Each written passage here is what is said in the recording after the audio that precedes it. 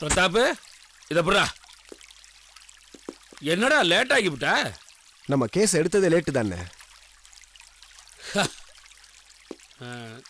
ஜாமீன் கிடைச்சிருச்சுல? இல்லைண்ணே. இல்லையா? ஆமாண்ணே, அந்த வக்கீல் சீனிவாசனை நம்பணும்ல, எல்லாமே வீணா போச்சு. அந்த ஆளு நமக்கு எவ்வளவு கேஸ் ஜெயிச்சு கொடுத்துருக்கா? அதெல்லாம் அப்பனே, ஆனா இப்ப கோட்டை விட்டானே. ஜட்ஜ்மெண்ட்ல என்ன சொன்னாங்க? கவிதாவை ஒரு வாரம் போலீஸ் கஸ்டடியில வைக்க சொல்லிட்டாங்க. ஒரு வாரமா? அங்க ராதாகிருஷ்ணன் வந்திருந்தானா? வந்திருந்தானே. எவ்வளவு ரிஸ்க் எடுத்து நாங்க போனோம் தெரியுமா? நீ எதுக்குடாங்க போன? வேற என்ன பண்றது, கவிதாக்கு ஜாமீன் கிடைச்சிரும் ரொம்ப நம்பினேன். ராதாகிருஷ்ணன் இருக்கிற வரைக்கும் நமக்கு ஒரு நல்லதும் நடக்காதுடா. அவனை போட்டு தள்ளணும்டா. மிஸ் ஆகிக்கிட்டே இருக்கான்டா. பக்காவா ஒரு ஸ்கெட்ச் போடுங்க. இந்த வாட்டி அவனை கண்டிப்பா போட்டலாம். போடுறான்டா. இந்த தடவை போற பிளான்ல இருந்து ராதாகிருஷ்ணனால தப்பவே முடியாது.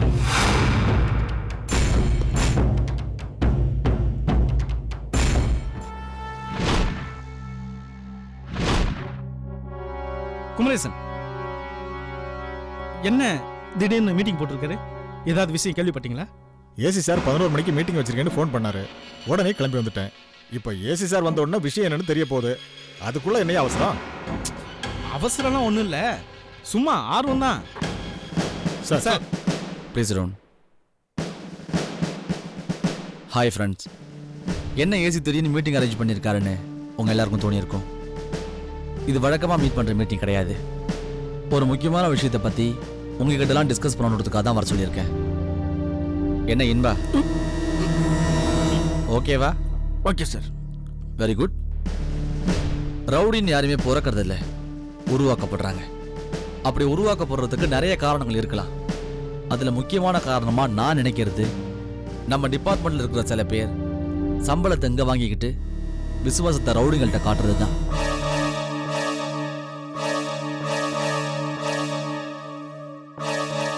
நம்மளால தேடப்படுற அந்த ரவுடிங்களை விட நமக்குள்ள இருக்கிற அந்த சில பேர் தான் மிகப்பெரிய கிரிமினல்ஸ். ஃபர்ஸ்ட் நம்ம அவங்கள கண்டுபிடிக்கணும்.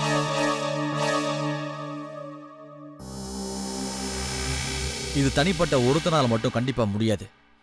அதுக்கு உங்க எல்லாரோட ஒத்துழைப்பும் எனக்கு கண்டிப்பா தேவை. நம்ம டிபார்ட்மெண்ட்ல யாருக்கிட்டையாவது சந்தேகப்படுற மாதிரி பேச்சோ நடவடிக்கையோ இருந்துச்சுன்னா எனக்கு உடனே இன்ஃபார்ம் பண்ணுங்க. நம்ம அலட்சியப்படுத்துற ஒவ்வொரு விஷயமும் மிகப்பெரிய ஆபத்தை விளைவிக்கும். புரியுதா? புரியுது சார். சார், அப்படி ஒரு சந்தேகம் ஏற்பட்டா எந்த ஒரு சின்சியர் ஆபீஸரும் சும்மா இருக்க மாட்டோம், உடனடியாக உங்களுக்கு இன்ஃபார்ம் பண்ணுவோம் சார். அதான் சார் ஒரு போலீஸ் ஆபீஸருடைய கடமை. Very good.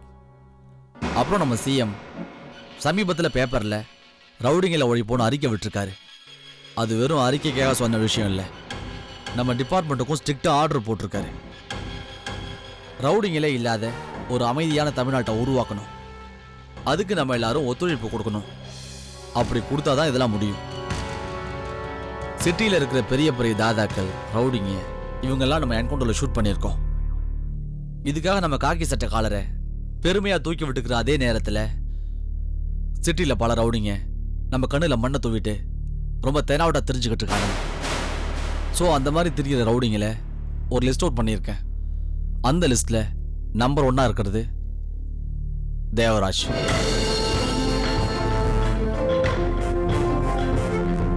ரொம்ப வித்தியாசமான அக்யூஸ்ட். அவனை பற்றி நான் உங்களுக்கு சொல்ல வேண்டிய அவசியம் இல்லை, ஏன்னா அவங்க எல்லாருக்குமே தெரிஞ்சிருக்காங்க. தமிழ்நாட்டில் இருக்கிற நிறைய கோயில்கள் அவன் கொள்ளையடிச்சிருக்கான். தொல்பொருள் துறைக்கே தெரியாத கோவில்கள், அந்த கோவிலில் இருக்கிற சிலைகள், நகைகள், இது எல்லாத்தோட மதிப்பும் அவனுக்கு தெரிஞ்சிருக்கும். பல சந்தர்ப்பங்களில் அவன் நிழல் வரைக்கும் நெருங்கி அவனை நம்ம மிஸ் பண்ணியிருக்கோம். இனிமேல் அவனை மிஸ் பண்ணவே கூடாது.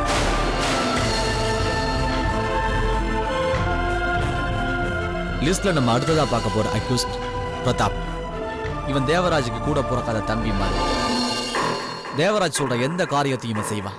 சில சமயம் தேவராஜ் சொல்லாத காரியத்தை கூட செய்வான். வசதியான வாழ்க்கைக்கு ஆசைப்பட்டு சின்ன சின்ன தப்பு செய்ய ஆரம்பிச்சவன் இப்போ ஒரு தப்பான வாழ்க்கையை வாழ்ந்துகிட்டு இருக்கிறான். தேவராஜ்க்காவது ஒரு லிமிட் இருக்கு, ஆனா பிரதாப் அப்படி இல்லை.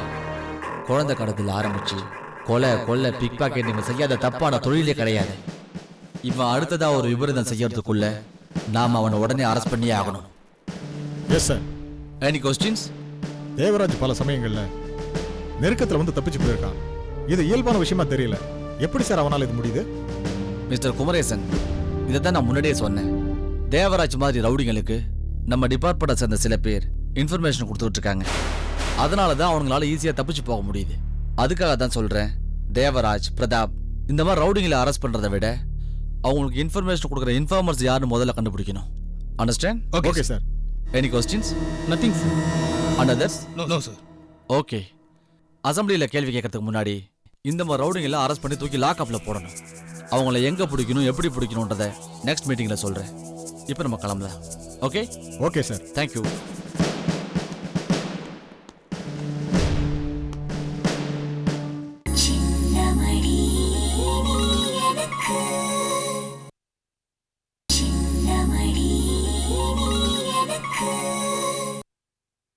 தம்பி, அண்ணன் அங்கே இருக்காரு. அண்ணன் மேலே இருக்கார் சார்.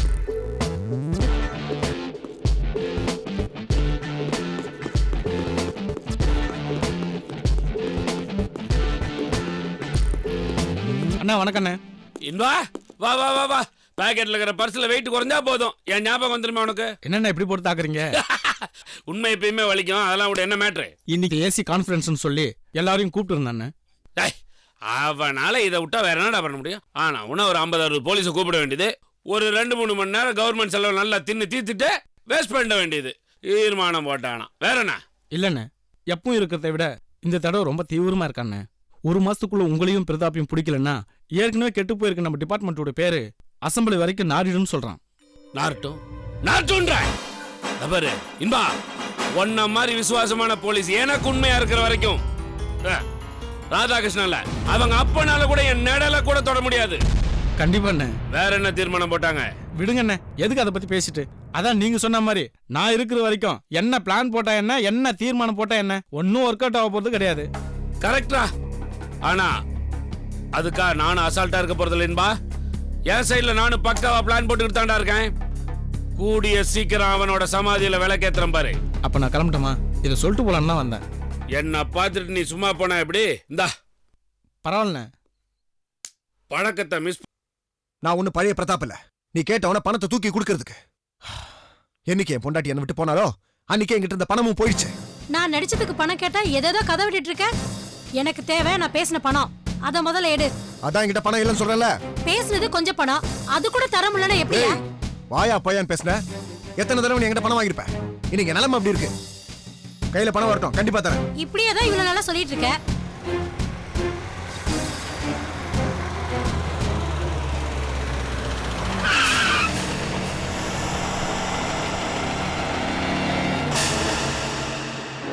அம்மலா கிளம்பு, போலீஸ் வந்திருக்கு. கிளம்பு. யோ நில்லையா, என் பணத்தை கொடுத்துட்டு போயா. கான்ஸ்டபிள்ஸ், இந்த போலீஸ் ஸ்டேஷன் கூட்டிட்டு வா வா வா. விடுங்க சார், என்ன விடுங்க. ராஜா, இந்த டூ வீலர் ஃபாலோ பண்ணுங்க.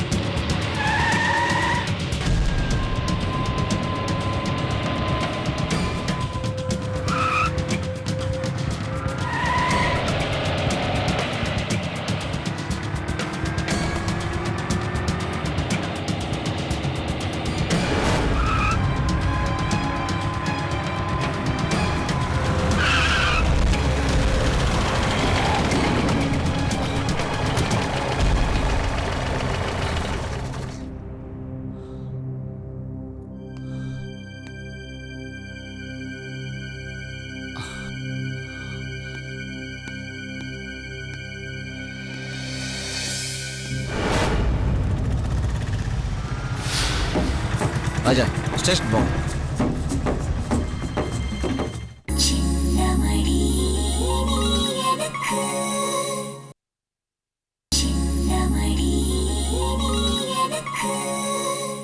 இங்க மிஸ்ஸஸ் பார்வதிங்கிறது நான் தான். உங்களுக்கு ஒரு ரெஜிஸ்டர் போஸ்ட் வந்திருக்கு. இதுல ஒரு கையெழுத்து போடுங்க. Thank you madam.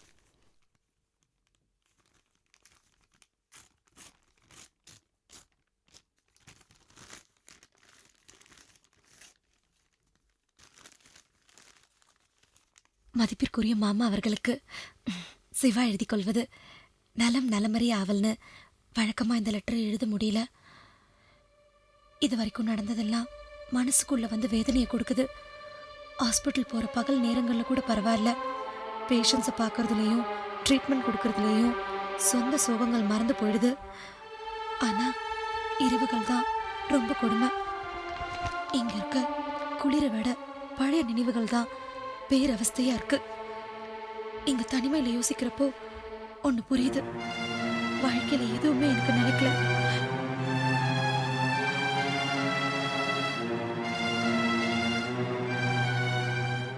முதல்ல அம்மா, அப்புறம் மனைவி, எல்லாருமே மின்னல் மாதிரி கண்ணை மூடி திறக்கிறதுக்குள்ள வந்துட்டு விலகி போயிட்டாங்க.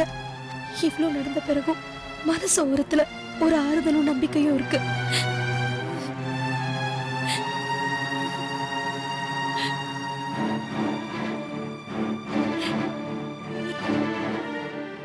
ஆறுதல் நீங்க எனக்கு மாமனாரா கிடைச்சது. நம்பிக்கை இந்த 6 மாச பிரிவு, அப்பாவோட கை பிடிச்சு நடக்கிற சந்தோஷத்தை நான் ஒரு தடவை கூட அனுபவிச்சதில்லை.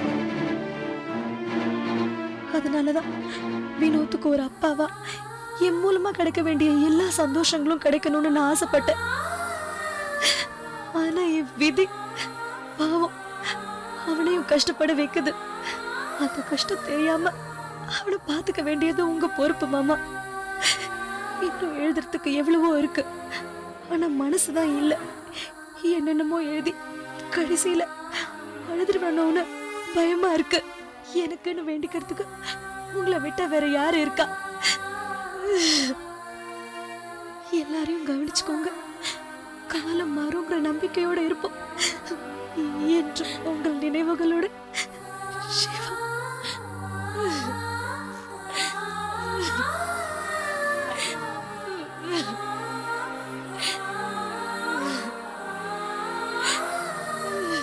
பாரு, என்னமாச்சு?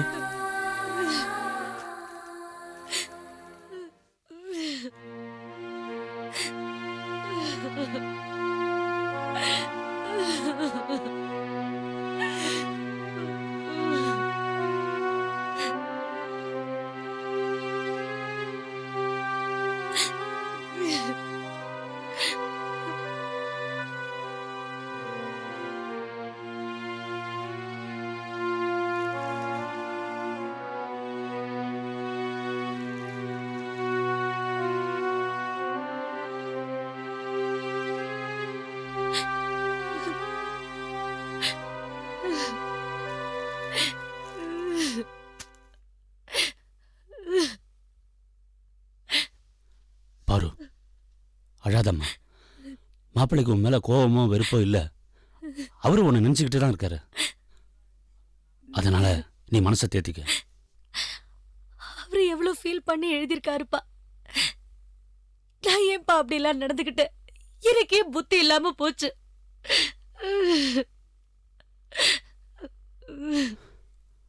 அனாவசியமா மனசை போட்டு குழப்பிக்காதம்மா. கண்ணை தொடச்சிக்கிட்டு போய் வேலையை பாரு.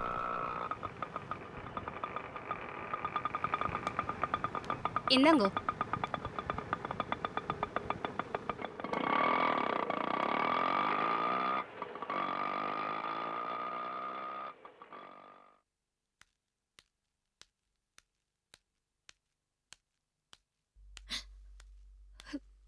அழாதம்மா. பாரு,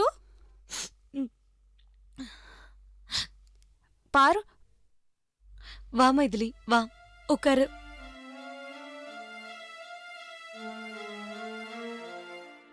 பாரு, நீ என்னதான் பெருந்தன்மையா என்ன மன்னிச்சிட்டாலும் என் மனசு கேட்கலடி. உன் அம்மா பேச்சை கேட்டுண்டு டைவர்ஸ் வரைக்கும் போனது என்னோட தப்பு தான். என்னதான் இருந்தாலும் ஒன்னுண்ட ஒரு வார்த்தை என்ன ஏதுன்னு தெரிஞ்சுண்டு உன் விருப்பத்தை கேட்டிருந்திருக்கணும். அத பண்ணாம போயிட்டேன். விடு மைதிலி, எதுக்கு பழசெல்லாம் பேசிட்டு? இல்ல பாரு, என்னால இப்படி விட்டுற முடியாது. அதுக்கு ஏதாவது பரிகாரம் பண்ணணும். அதுக்காகத்தான் வந்திருக்கேன்.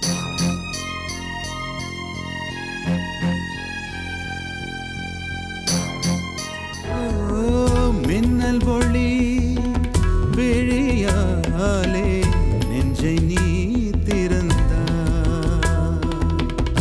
சின்ன சின்ன ஊடலோடு சிரிக்க ஏன் மறந்தாய்?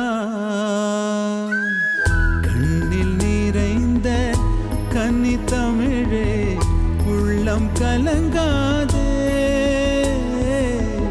கண்ணில் நிறைந்த கன்னி தமிழே உள்ளம் கலங்காதே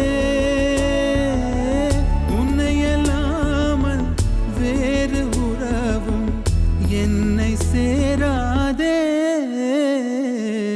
காற்றும் நானும் காத்து கிடந்த தனிமை தீவினிலே